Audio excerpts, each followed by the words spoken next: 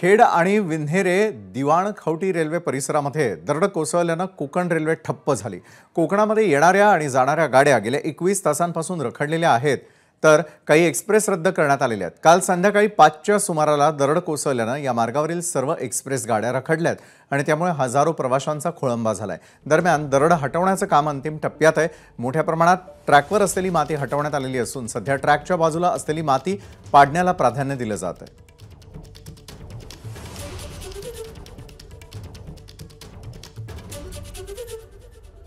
आणि याच संदर्भामध्ये अधिक माहिती देत आहेत आपले प्रतिनिधी अमोल मोरे। खरं तर अमोल, गेल्या कित्येक काळापासून कोकणात येणाऱ्या जाणाऱ्या गाड्या या 21 तासांपासून रखडलेल्यात। पूर्वपदावरती कधी येतील आणि त्या ठिकाणी असलेली माती असेल, दरड असेल, ते हटवण्याचं काम कुठपर्यंत आलंय? विशाल, मी आत्ता त्याच ठिकाणी स्पॉटला आहे आणि जर ते बघितलं आता आपण तर नातूवाडी म्हणून जो बोगदा आहे तिथे जी दरड होती, अर्थात मोठ्या प्रमाणात ती माती आलेली होती, पण हे काम अगदी अंतिम टप्प्यात आलेलं आहे। अगदी किरकोळ काम आपण म्हटलं जे आता फक्त शिल्लक आहे तर त्यात वावगं ठरणार नाही।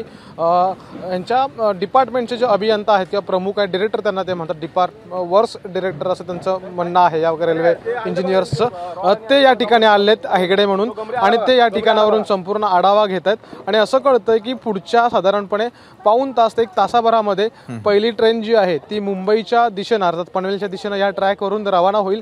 त्यासाठीची ही तयारी किंवा त्यासाठीचं हे कामकाज अगदी अंतिम टप्प्यात आलेलं आहे। जर आपण बघितलं अगदी मागचे 21 तास झालेले आहेत, मोठ्या प्रमाणात ही माती होती, पाऊस होता, आता पावसाने विश्रांती घेतलेली आहे आणि आता अगदी अंतिम टप्प्यातलं हे काम या ठिकाणी सुरू आहे। ही माती काढल्यानंतर पुढच्या अगदी पाऊण तासामध्ये किंवा अर्ध्या तासामध्ये देखील पहिली गाडी या ठिकाणावरून रवाना होऊ शकते, तशी तयारी असल्याचं इथल्या इंजिनियर्सचं म्हणणं आहे।